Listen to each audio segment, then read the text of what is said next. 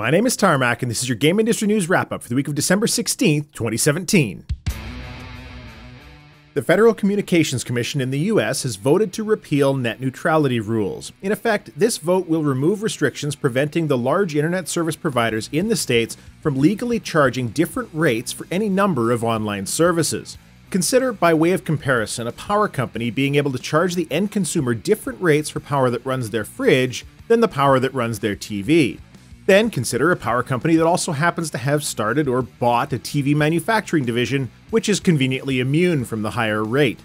The issue of net neutrality is a difficult one in many respects for folks to understand, but at the end of the day, with the anti-competitive nature of internet service in the United States right now, Comcast and Time Warner simply, and oddly conveniently, avoid operating in each other's markets and competing with each other. As a result, they both have an effective monopoly, which is enough to make the net neutrality issue one of anti-competition.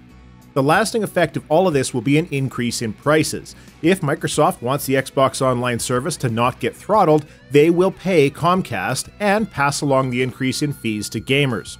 If gamers are getting low speeds, they will pay Comcast for a gamer internet package, which promises to remove this problem. And with gamers having less money to spend on games because they now have to pay for the privilege of playing the ones that they have, the industry will suffer. Gamers outside of the US will be impacted because of this as well, simply due to the cost of business increase and it being easier for game companies to spread the cost increase out worldwide rather than punish only the US market. There are several lawsuits in the US and still a possible congressional vote which could stop all of this, but given the current political landscape in the US, their success is a matter of debate. Keep making noise, it's the only way there's even a chance of this not hurting gamers all over the world. PlayerUnknown's Battlegrounds will officially roll over to version 1.0 on December 20th on PC. The game has also been released on Xbox One as a game preview edition with a full boxed copy in stores despite being early access on the console. The box contains a code and some stickers to convince parents doing Christmas shopping that it's just like any other retail game. And it worked. The Battle Royale game has sold 1 million units in its first 3 days on the Xbox One, which is an amazing number given it's been out on PC for a long time in the same state. You can also get PUBG for free as a bundled game with the Xbox One X, which as it turns out is the only one of the two Xbox consoles that can actually run it, albeit still poorly. According to Digital Foundry, the game stutters horribly on loading a game, settling around 15 to 20 frames per second during the plane dropping portion of each match. And during the main portion of each match, your frame rate is effectively a crapshoot. I remain absolutely stunned that this is how it's been released on console, and you can tell that Microsoft was so desperate to have the exclusive that they threw all certification standards out the window for this one. Should have called it Frame Rate Unknown Battlegrounds. Atari hyped up pre-orders for the new Ataribox this week at an expected cost of around $250 to $300, but then at the last minute delayed pre-orders due to a, quote, key element on our checklist is taking more time to create the platform and ecosystem the Atari community deserves, end quote. I wasn't aware there was an Atari community, so that's great news. The Ataribox does have folks confused and concerned as the pre-order hype began with no games being announced or even really hinted at. It's supposed to have hot new indie titles as well as retro emulation of classic Atari games, but what purpose this box serves in the market remains to be seen. Atari, as a game company, is like a car manufacturer who's replaced the nice, clear, forward-looking windshield with a giant rear-view mirror. Take-Two Interactive is expanding its publishing lineup with a new publishing arm called the Private Division. Similar in many respects to Square Enix Collective or the Xbox Live Creators Program, Private Division is intended to be comprised of independent developers. Of course, a publisher having an indie publishing division does rather immediately make any games included in said program not independent at all, as independent game development quite literally means no publisher is involved. Take-Two is positioning this publishing arm as a place for highly skilled, well-known, and experienced developers, rather than your fly-by-night, Steam greenlight sorts of projects. To date, they have titles such as the Kerbal Space Program included in it, along with Patrice, the creator of the Assassin's Creed franchise, and an unannounced RPG by Obsidian Entertainment. All of this did involve some gamer consternation, as Strauss Zelnick, the Take-Two CEO, did say that every game Take-Two makes now will have recurrent consumer spending included. Obsidian was pretty quick on the draw here with a blog post on their site explaining that there will be no microtransactions of any kind in the game. So, is the Private Division indie publishing arm immune from the microtransactional demands of Take-Two's CEO? Only time will tell. Amusingly, this week Square Enix also came out against microtransactions, saying that they are better suited to mobile games than console games, which is hilarious coming from the publisher of Deus Ex: Mankind Divided. Or maybe they just learned their lesson.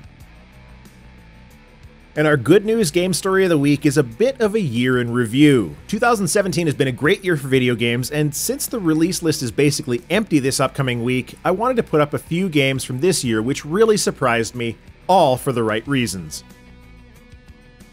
What Remains of Edith Finch is the only walking simulator outside of the Stanley Parable that I have genuinely enjoyed. It's a sad story about a family that believes in its own curse so much that it almost makes that curse real.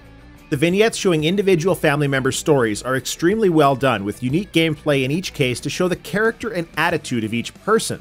And frankly, it's one of the only games I've ever played which has actually made me sad.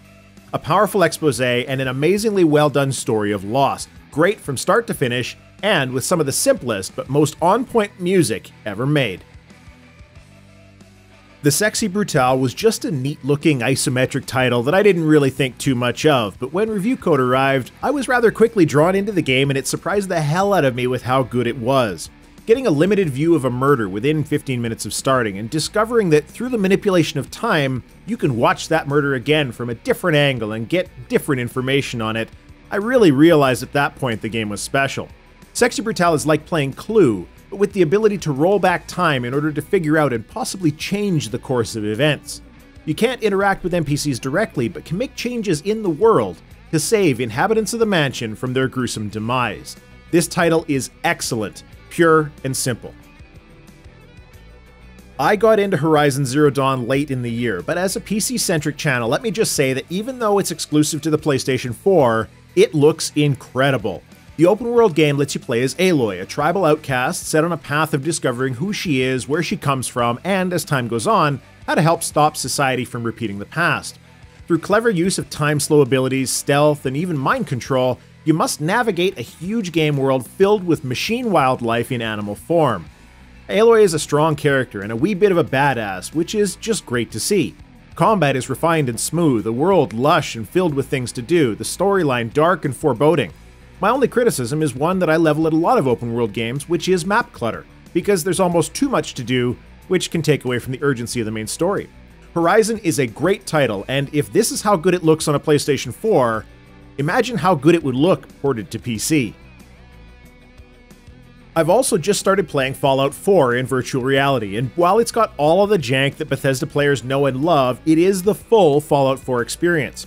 Seeing the mushroom cloud as I descended into Vault 111 for the first time was genuinely a hair-raising experience in VR.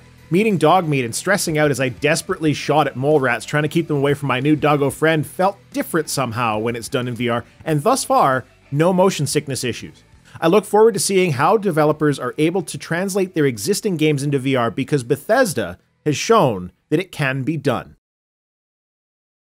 While there are some indie titles releasing in the run-up to Christmas, there's not much of consequence, as this is a terrible time to release video games. So, this has been your Game Industry News Wrap-Up for the week of December 16th, 2017. There will be no news wrap-up next week for obvious reasons, those being the eve of our savior, Santa Claus. I'll be spending time with family, eating and drinking far too much in anticipation of flying reindeer, cookies, horrendous Christmas songs, lights, and wrapped boxes. But I will be thinking of all of you, honest. I hope you had a great year, and while I cannot promise further content until the new year, we'll see if I get any time after Christmas. My name's Tarmack. Thanks for watching.